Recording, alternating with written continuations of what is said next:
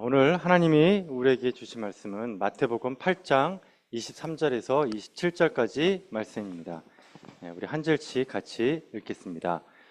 배에 오르심에 제자들이 따랐더니 바다에 큰 놀이 일어나 배가 물결에 덮이게 되었으되 예수께서는 주무시는지라.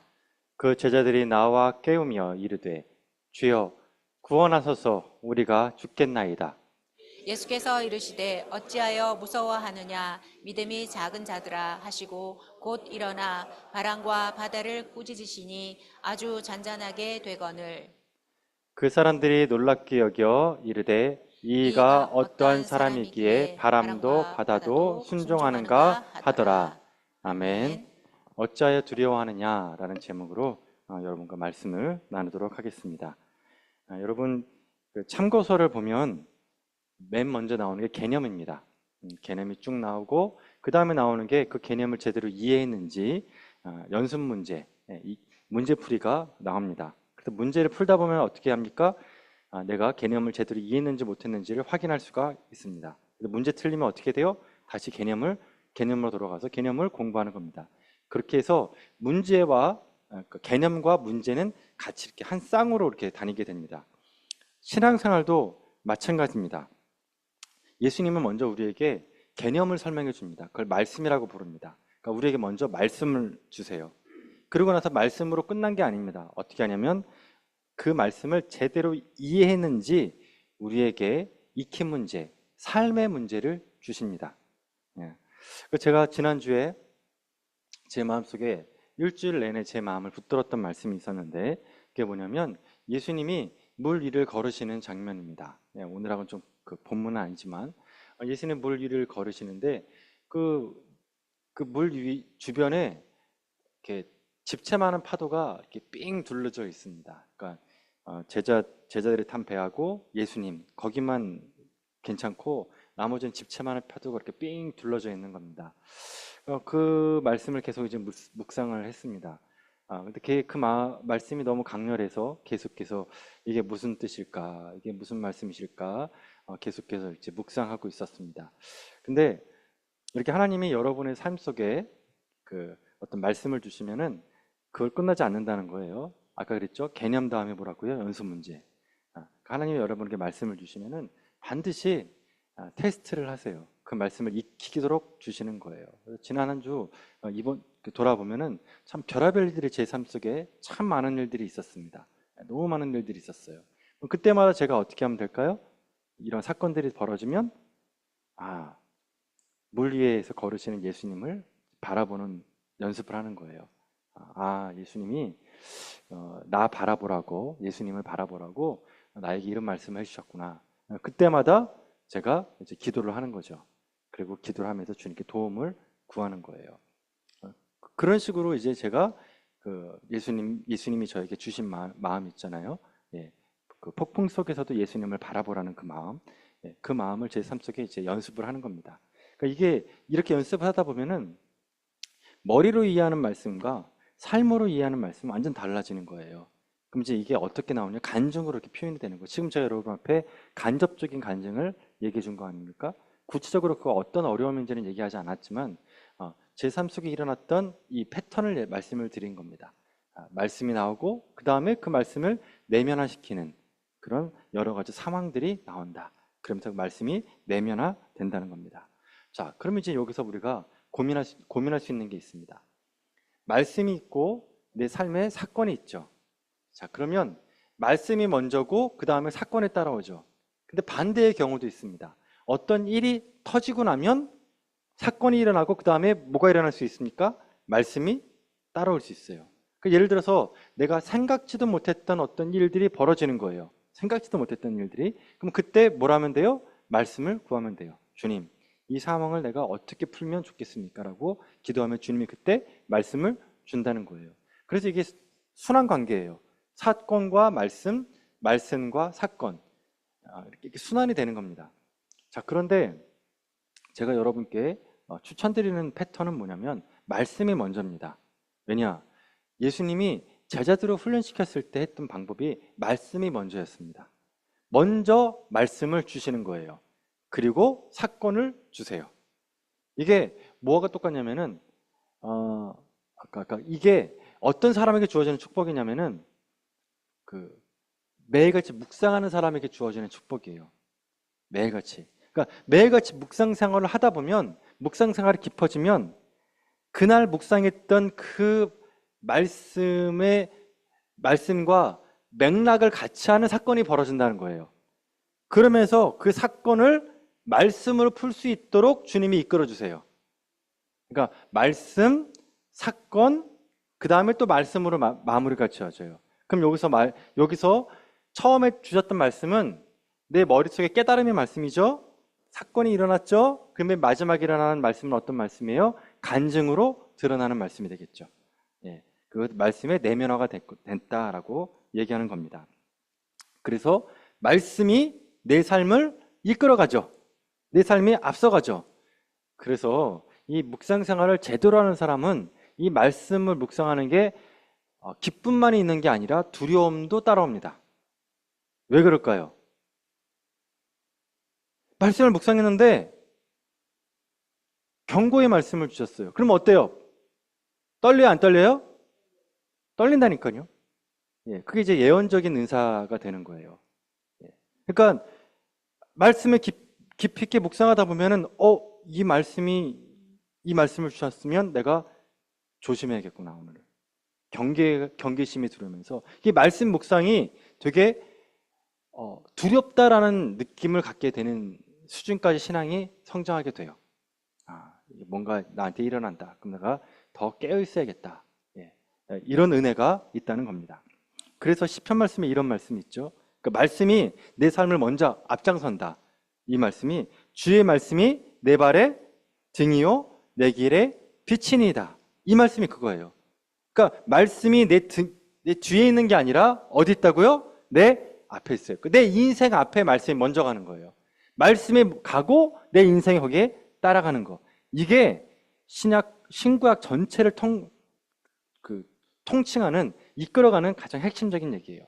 여러분의 신앙이 사건이 일어났어요. 사건이 일어나가지고 그 사건을 해석하는 말씀이 가는 게 아니라 말씀이 먼저 앞서는 삶 되기를 축원드립니다.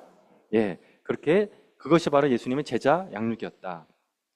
오늘 본문 말씀도 마찬가지예요. 오늘 본문 말씀은 폭풍을 잠잠케 하는 말씀, 너무 여러분 잘 알고 있는 말씀이죠. 그런데 이거를 요것만 딱 떨어뜨려서 하면은 이게 이제 반쪽짜리 말씀이 돼요. 요거 이해하려면 어떻게 되냐면요. 848로 가야 돼. 848. 848이 뭐냐? 이 풍랑 잠잠케 하는 이 말씀이 마태복음, 마가복음, 누가복음에 나옵니다. 마태복음 8장, 마가복음 4장, 누가복음 8장에 나와요. 그래서 848이라고 해요. 예. 그래서 848 말씀을 그래서 같이 한꺼번에 뭉쳐서 봐야 돼요. 그래서 오늘 설교는 이것을 뭉쳐서 얘기할 겁니다. 특별히 마가복음 4장을 중심으로 하겠습니다. 이유는 마가복음 4장이 이 내용을 가장 많이 다루고 있기 때문에 그렇습니다. 자, 그러면 이 마가복음 4장을 여러분 펴시겠습니까? 예. 마가복음 4장을 보시면은 거기에 마가복음 4장 처음을 보세요. 마가복음 4장 1절을 보니까 4장 1절에 마가복음 4장 1절에 보니까 예수님이 어디에서 가르침을 행하십니까? 그렇죠. 바닷가에서 행했다.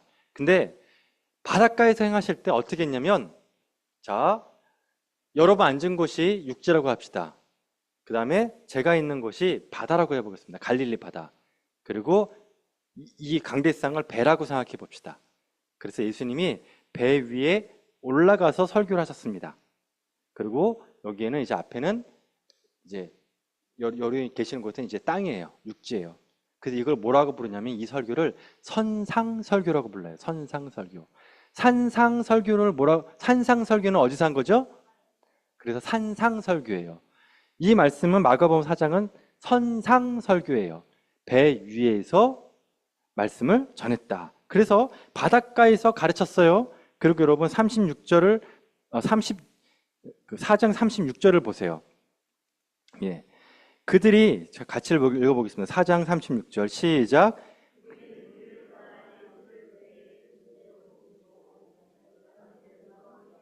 그쵸? 설교가 끝나고 났을 때 어떻게 했어요? 예수님이 배에서 설교한 다음에 타 있는 그 상태로 이동했다가 나오죠. 그러니까 예수님은 지금 아침부터 저녁까지 하루 종일 배 위에 계셨다. 아침에는 설교하셨고 저녁에는 배를 타고 이동했다. 이것이 바로 오늘 풍랑장장케 했던 이 말씀의 큰 뼈대입니다. 배경입니다. 자, 그러면 여러분, 예수님이 이 선상 설교에서 어떤 설교를 했을까요? 그 내용에 보면 그 핵심 내용이 어디에 나오느냐? 3절 말씀이 나옵니다. 3절부터 9절 말씀에 보면, 자, 내용 여러분 잘 알고 있는 말씀이죠? 어떤 비유입니까, 예수님이? 그쵸, 씨 뿌리는 자의 비유입니다. 자, 이제 앞을 잘 봐주십시오. 이게 이 씨 뿌리는 자의 비유, 아까 그랬죠? 개념을 설명하고 연습 문제를 했죠? 자, 그렇게 여기서 말하는 개념이 뭐다? 하나님 나라의 복음인 씨 뿌리는 자의 비유다. 자, 씨 뿌리는 자의 비유에서 4가지 밭이 나오죠. 그 다음에 씨가 나오죠. 자, 씨는 뭐죠? 하나님의 말씀. 밭은 뭐죠? 그쵸, 여러분의 마음. 근데 이 밭이 4가지가 있답니다. 첫 번째 밭은 뭐예요? 길가 같은 마음. 근데 이 길가 같은 마음은 어때요? 말씀이 떨어지자마자 어때요? 새들이 와서 쪼먹죠. 그 새가 누굽니까? 마귀. 마귀가 쪼먹어요. 근데 이거는 뭐가 똑같냐면, 지금도 여러분은 제 얼굴을 쳐다보면서 말씀을 듣겠지만 분명히 이 중에는 여러분들이 딴 생각을 하시는 분들도 있을 겁니다. 오늘 점심은 뭘까? 집에 가서 뭘 먹을까? 그 다음에 뭐 이상한 생각도 많이 하실 겁니다. 뭐죠? 말씀을 한 귀로 듣고 한 귀로 흘리는 거죠. 자, 그게 바로 여러분 길가 같은 말이에요. 그러니까 여러분이 마음에 지금 뿌려진 하나님의 말씀을 어떻게 해요? 마귀가 쪼아먹고 있다라는 거예요. 자, 두 번째입니다. 두 번째는 돌밭이죠. 돌밭과 가시밭이 나옵니다. 이것을 얘기하면 간단합니다. 돌밭은 외부에서 오는 어려움이에요. 가시밭은 마음에서부터 오는 어려움이에요. 그래서 외부로부터 오는 어려움과 마음으로부터 오는 어려움 때문에 어떤 일이 벌어집니까? 하나님의 말씀이 뿌리를 내리지 못하죠. 그러고 나서 없어지죠. 그러니까 중요한 건 뭐냐면, 그것이 길가든 돌밭이든 가시덤불이든 하나님의 말씀이 마음에 떨어졌지만 뿌리를 내립니까? 못 내립니까? 그리고 어떻게 해요? 빼앗긴다는 거예요. 이게 중요한 거예요. 빼앗긴다. 어떤 말씀이? 하나님의 말씀이 빼앗긴다. 뿌리 내리지 못한다. 자, 그러면 좋은 밭은 뭐예요? 하나님의 말씀이 뿌리를 내리고 열매를 맺는다. 자, 그럼 여기서 중요한 개념이 나옵니다. 여러분 잘 이해하십시오. 제가 방금 뭐라 그랬습니까? 씨는 뭐라고요? 밭은요? 자, 그러면 좋은 밭은 하나님의 말씀이 떨어져서 뿌리 내리고 열매 맺죠. 그러면 좋은 밭을 다른 말로 바꾸면 씨가 돼요. 내가 씨가 돼요. 그게 어디 나오냐면, 여러분 찾아볼까요? 마태복음 13장 38절입니다. 마태복음 13장, 손가락으로 일단 마가복음을 딱 넣으시고 바로 또 넘어가야 되니까, 마태복음 13장 38절에서 마태복음 13장 38절 같이 한번 읽어보겠습니다. 시작. 됐습니다. 다시요. 밭은 뭐라고요? 좋은 씨는 뭐예요? 자, 그러면 이제 여기서 다시 씨와 밭이 바뀌었죠. 비유의 대상이 바뀌었어요. 처음에는 씨가 하나님의 말씀, 밭은 마음. 근데 좋은 밭에 떨어지면 이 좋은 밭이 우리 마음이죠. 이 좋은 밭이 뭐로 바뀌어요? 잘 따라와 주신다니까. 자, 씨가 하나님 말씀이죠. 제가 좋은 밭이라고 할게요. 떨어졌어요. 뿌리를 내렸어요. 열매를 맺었어요. 그럼 나는 누가 됩니까? 마태복음 13장 38절에 의하면 그 천국의 아들들을 뭐라고 합니까?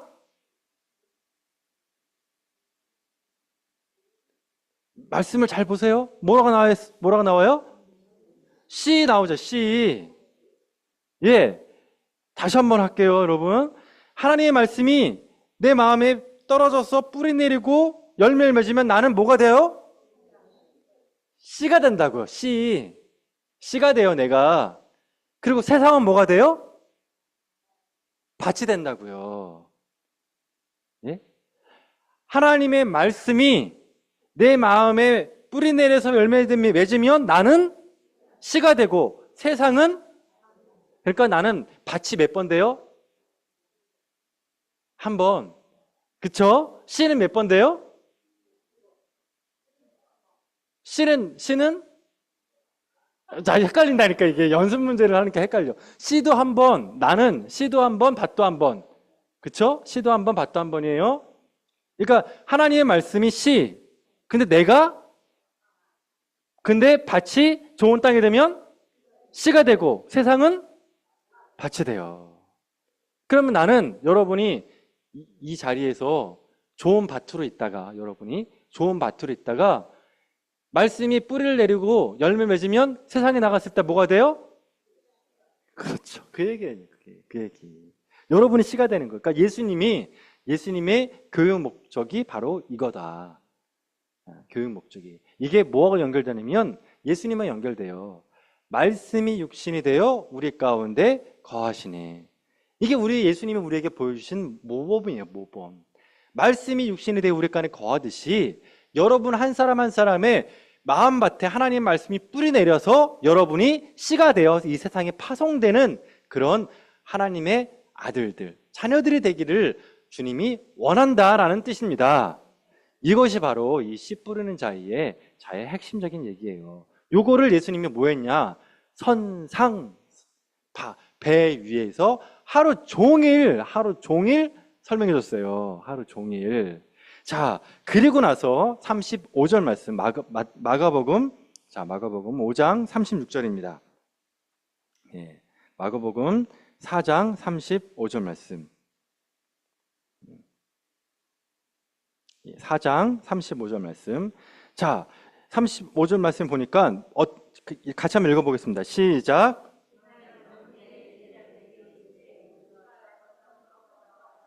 자, 그날이 무슨 날이에요?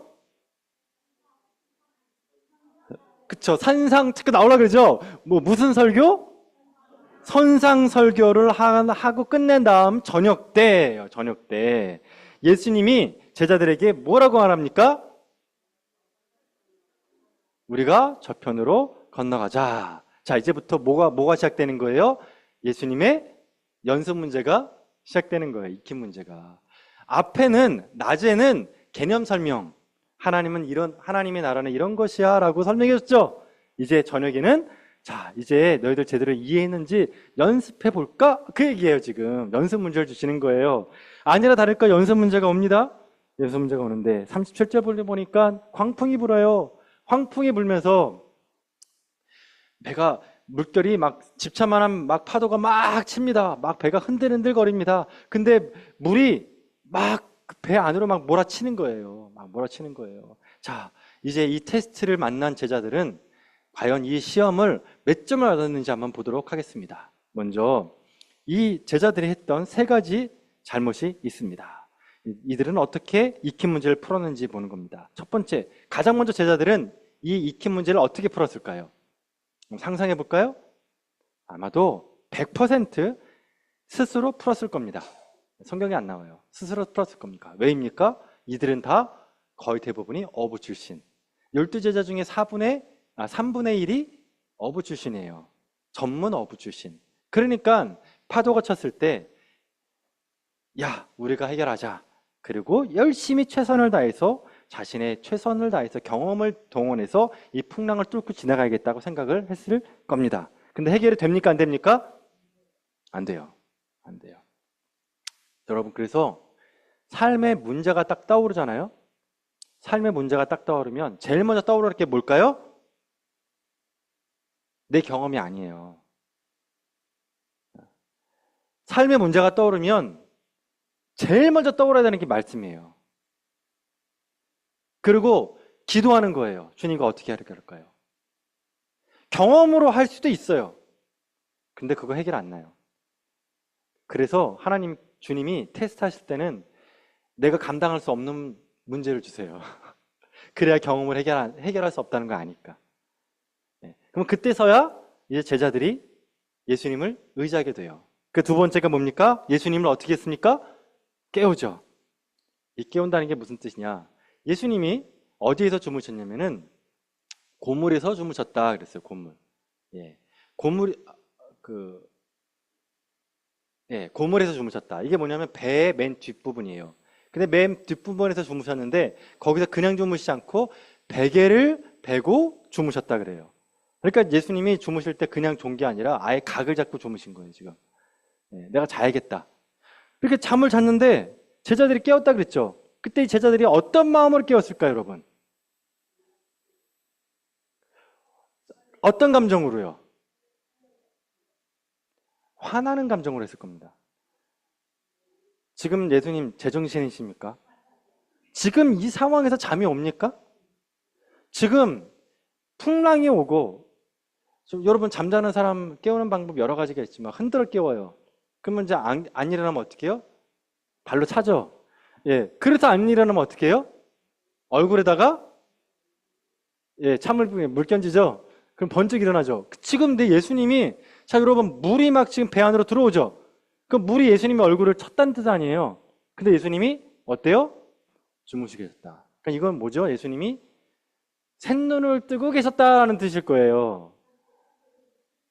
주무시는 척을 했을 거예요. 아니 어떻게 지금 이 상황에서 이렇게 눈을 감고 정말 코를 골고 잠을 수 있겠습니까? 그 얘기는 뭐예요? 지금 제자들이 어떻게 하는지 지켜보고 있겠다는 뜻이에요. 근데 그걸 본 제자들은 어때요? 화가 나는 거죠. 아니 어떻게 이런 상황에도 아무리 피곤해도 이럴 수 있습니까? 어떻게 그럴 수 있습니까? 이 상황에서 어떻게 잠이 옵니까? 화가 나면 흔들어 깨었을 겁니다. 자, 그러고 나서 세 번째 어떻게 합니까? 원망합니다. 뭐라고 원망합니까? 선생님이시여 우리가 죽게 된 것을 돌아보지 아니하시나이까. 왜 안 돌아보십니까? 진짜 뭐 하시는 겁니까? 라고 제자들이 예수님을 원망해요. 화내고 원망하는 겁니다. 자, 이걸 여러분 점수로 한번 매겨보시죠. 몇 점 주시겠습니까? 예, 빵점. 예, 그쵸? 예. 찍어도 보통, 저도 이제 시험 보면 찍어도 한 10점은 나오더라고요. 예. 근데 이걸 학점으로 한 다음에 무슨 학점? F학점. 그쵸, F학점. 낙지 점수예요. 다시 시험 받아야 돼요, 이거. 다시. 예. 자, 그러면, 그러고 났을 때 예수님이 이제 눈을 딱 뜨시고, 그 다음에 하신 일이 있습니다. 두 가지를 꾸짖습니다. 제일 먼저, 누구를 꾸짖습니까? 바다와 바람을 꾸짖습니다. 그러면서 이 꾸짖다는 이 말이 무슨 말이냐면은, 이 귀신한테, 마귀한테 할 때 꾸짖는다는 말씀을 하세요. 마귀한테 꾸짖는다는 말을. 그러니까 사람한테는 이게 무슨 말이냐면, 여러분, 마귀는요, 투견하고 똑같아요. 여러분, 개들 중에서 제일 무섭게 생긴 개는 색깔이 어떻습니까? 시커멓죠. 예, 시커멓고 얼굴 납작하고 이빨 이렇게 나오는 그 개 있죠. 그 마귀는 꼭 투견하고 비슷해요. 근데 그 투견인데 입마개를 한 투견이에요. 두 번째, 목줄을 했어요. 그럼 그 목줄을 누가 잡고 있을까요? 주님이 잡고 계세요. 마귀는 딱 근 모양이에요. 그럼 그 투견은 우리를 물 수 있습니까? 없습니까? 물 수가 없어요. 그냥 뭐만 주니만 겁만 주는 거예요. 근데 우리를 막 겁만 주고 있는 그 애를 보면서 우리는 두려움 속에 빠지죠. 두려움 속에 빠진다는 거예요. 근데 예수님은 두려워하지 말아라. 예수님은. 그런 두려움, 마귀는 우리의 두려움을 먹고 자란다. 그래서 예수님이 맨 처음에 뭐를 꾸짖냐면은 바다와 바람을 꾸짖다. 이건 뭐냐면 마귀를 꾸짖은 거예요. 왜 너희 마귀가 제자들을 두렵게 만드느냐? 여러분, 마귀는 우리에게 두려움을 주지만 주님은 우리에게 어떤 마음을 주실까요? 평안을 주시는 거예요. 그래서 서신서에서 반복적으로 나오는 말씀이 은혜와 평강이에요. 근데 마귀는 우리에게 뭘 준다고요, 여러분? 두려움을 주는 거예요. 근데 물어요, 못 물어요? 못 물어요. 근데 주님은 우리에게 뭘 주신다고요? 은혜와 평강이에요. 그래서 여러분, 삶의 문제가 딱 일어났어요. 삶의 문제가 딱 생겼어요. 그러면 기도하고 말씀 읽죠. 언제까지 해야 되느냐? 내 마음에 평강이 올 때까지 기도하는 거예요. 내 마음 평강이 올 때까지. 그럼 두려움이 싹 사라지는 거예요. 자, 두 번째로 예수님은 누구를 책망했습니까? 누구를 꾸짖었죠? 제자들을 꾸짖었죠. 그래서 뭐라고 꾸짖습니까? 예. 어찌하여 믿음이 없느냐? 딴 데는 적느냐? 왜 두려워하느냐? 예. 작냐? 이렇게 예수님이 제자를 꾸짖었습니다. 자, 그러면 꾸짖었다는 말은 너희들 시험을 낙제 점수 받았다. F라는 얘기잖아요. 그러면 예수님의 모범답에 입겠죠. 자, 이것이 오늘 말씀의 핵심입니다. 그러면 예수님은 도대체 무엇을 기대하고 주무셨을까? 이것이 오늘 말씀의 핵심입니다. 자, 그러면 여러분 볼 때 예수님은 제자들에게 어떤 답을 원하셨을까요? 한번 상상해 봅시다. 한 10초만 더 드릴게요. 예수님이 원하셨던 것은 무엇일까요? 이거를 어떻게 생각하셔야 되냐면 아까 했던 말씀 있죠. 낮 시간에 했던 선상수훈에서 예수님 말씀하셨던 말씀과 연결해야 돼요. 거기에 정답이 있습니다. 아까 씨 뿌리는 자의 비유에서 길가, 그 다음에 돌짝밭, 가시덤불 있죠. 그 세 가지 밭의 공통점은 무엇이었습니까? 하나님의 말씀이 뿌리지 내리지 못하고 어떻게 돼요? 뺏겼죠. 이것과 연결하는 거예요. 그러니까 거기에 정답이 있어요. 예수님이 원하셨던 건 뭘까요?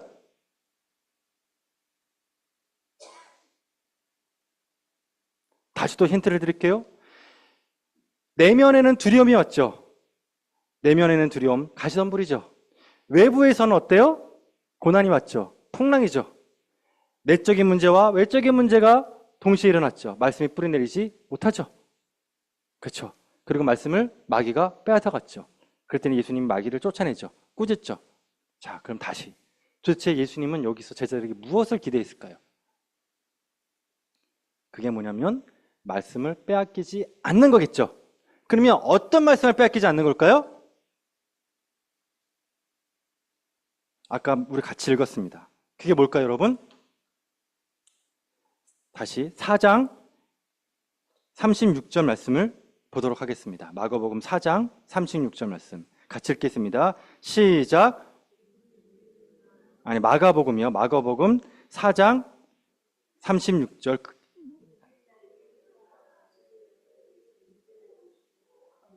죄송합니다. 제가 눈이 안 좋아가지고 35절이네요. 35절 시작.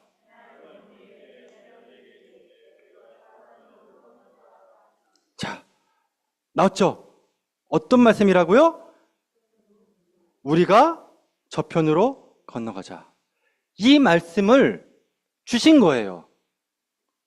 그러면 제자들이 이 말씀을 빼앗기지 않는 것이 예수님의 가르침이었다고요.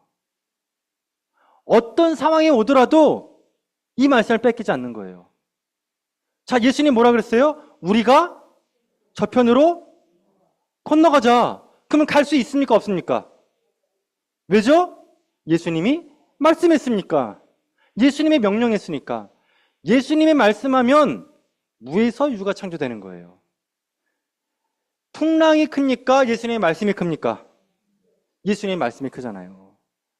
그러니까 예수님이 제자들에게 기대했던 건 뭐냐면 이 말씀을 믿고 순종하는 거죠. 예수님이 건너편으로 가자고 하셨으니 가자. 예수님이 기대했던 건 뭐냐면 풍랑이 불어요. 풍랑이 불면 예수님이 어떤 마음을 갖기를 원했냐면 야, 빨리 가겠다. 풍랑을 등에 지고 빨리 건너갈 수 있겠구나. 주님이 풍랑이라는 바람을 주셨네.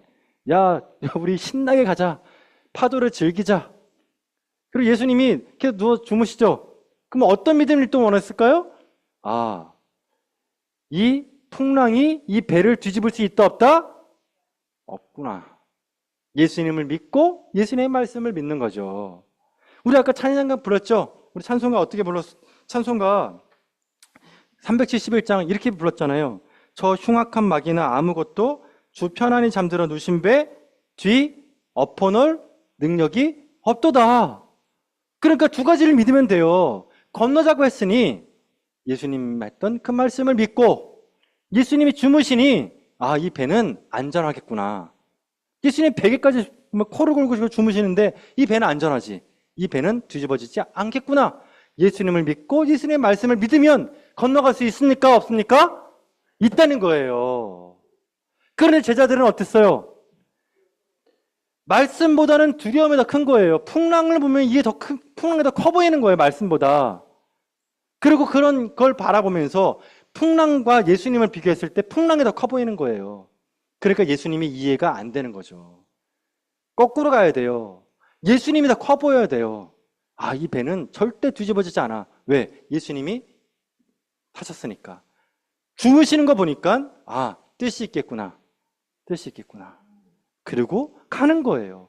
이것이 바로 예수님이 제자들에게 했던 기대치입니다. 그리고 했던 것 두려움이 아니라 그랬죠? 뭐예요? 그 마음속에 은혜와 평강. 그래서 여러분, 예수님의 말씀을 믿고 순종하면 우리 마음속에 뭐가 오냐면 평강이 와요. 그걸 예수님이 몸소 보여준 거예요. 야, 두려워하지 마. 이 풍랑 속에 내가 잠자고 있지 않냐? 너희들 내가 있는 내 안에 있는 이 평화를 너희들 같이 누렸으면 좋겠어. 너희들도 편하게 이 풍랑을 뚫고 지나갔으면 좋겠다. 그거를 예수님이 온몸으로 보여주신 거예요. 온몸으로. 자, 여러분 인생에서 이런 풍랑이 온다면 어떻게 제일 먼저 해야 될 게 뭐라고요? 그래서 경험이 아니죠. 경험 아니에요. 두려움이 불러와요? 아니에요. 그쵸? 내적인 어려운 것, 외적인 것들이 올려와요? 아니에요. 뭐 하면 된다고요? 말씀을 붙잡고 믿고 순종하는 거예요. 말씀을 믿고 순종하길 축원드립니다. 자, 그러자 결론입니다. 제자들이 이걸 보면서 깜짝 놀랍니다. 그러면서 뭐라고 했냐면 놀랍게 여겼다. 마가복음 말씀에 보니까 제자들이 어땠다고 합니까? 심히 두려워했다. 그랬어요. 심히 두려워했다. 자, 그럼 이상하죠? 풍랑을 보고도 두려워했죠? 그쵸? 근데 이번에 이 두려움은 어떤 두려움입니까? 누구를 향한 두려움이에요? 예수님을 향한 두려움이에요. 이제 풍랑이 두려웠습니까? 예수님이 더 두려웠습니까? 그래요. 예수님을 두려워한 거죠. 이걸 우리는 뭐라 부르니? 경건이라고 불러요. 그래서 경건은 경건한 두려움이에요. 그리고 앞에 있던 거는 공포예요, 여러분. 공포. 여러분, 이 세상에 공포가 밀려와요. 이 공포가 밀려와요. 그걸 누가 주는 거라고요? 마귀가 줘요. 여러분, 물어요? 못 물어요? 못 물어요. 절대 그런 일 없어요. 믿으시길 축원드립니다. 그럼 여러분, 누구를 두려워해야 돼요? 예수님을 두려워하는 거예요. 그걸 경건한 두려움이라 그래요. 그래서 헬라어가 달라요. 이 두려움이라는 게. 우리 한국말로 두렵다인데 헬라에서는 달라요. 두려움에 바뀌는 거예요. 여러분, 이 세상을 두려워하지 말고 하나님, 삼위일체 하나님을 두려워하시길 바랍니다. 그러면서 말하는 게 뭐라고 합니까? 그가 누구기에 바람과 바다도 순종하는가. 그러면서 예수님을 이제 누구로 알게 됩니까? 보통 인간이 아니다. 그러면서 하나님으로 이제 알게 되는 거죠. 그 말씀이 같이 마지막 이 말씀 보고 마치도록 하겠습니다. 이 말씀이 시편 말씀이 나옵니다. 시편 찾아보겠습니다. 시편 107편입니다. 시편 107편 25절입니다. 25절. 같이 읽겠습니다. 25절부터 31절까지 말씀입니다. 같이 우리 한 목소리로 이 광풍, 요거를 이해하시면서 예수님은 누군지를 생각하면서 같이 한번 읽어보도록 하겠습니다. 같이 읽겠습니다. 25절부터 31절입니다. 시작. 여호와께서 명령하신즉 광풍이 일어나 바다 물결이 일으키신다. 자, 의도적인 시험이죠. 의도적인 시험이에요. 26절 같이 읽겠습니다. 시작. 그들이 하늘로 솟구쳤다가 깊은 곳으로 내려가나니 그 위험 때문에 그들의 영혼이 녹는다. 자, 그들이 누구죠? 제자들이죠. 자, 27절입니다. 시작. 그들이 이리저리 부르며 취한 자같이 비틀거리니 그들의 모든 지각이 혼동 속에 빠지는 듯하다. 누굴 얘기하죠? 제자들이죠. 28절입니다. 시작. 이에 그들이 그들의 고통 때문에 여호와께 부르심에 그가 그들의 고통에서 그들을 인도하여. 자, 누가 누구한테 얘기했습니까? 제자들이 예수님께 우리 살려주십시오. 우리가 죽겠나이다 했죠? 자, 29절 같이 읽겠습니다. 시작. 고요하게 하사 물결도 잔잔하게 하신. 누가 했습니까? 30절입니다. 시작. 그들이 평온함으로 말미암아 기뻐하는 중에 여호와께서 그들이 바라는 항구로 인도하시는. 자, 뭐가 왔습니까? 두려움이 평안으로 왔죠. 은혜와 평강으로 온 거예요. 이걸 누가 주십니까? 예수님이 주시는 겁니다. 그러면서 31절 말씀 같이 읽겠습니다. 시작. 여호와의 인자심과 인생에게 행하신 기적으로 말미암아 그를 찬송하리로다. 이 시편 107편 말씀을 예수님이 제자들과 함께 이루신 겁니다. 이 말씀이 여러분의 삶에도 그대로 적용되기를 축원합니다. 기도하겠습니다.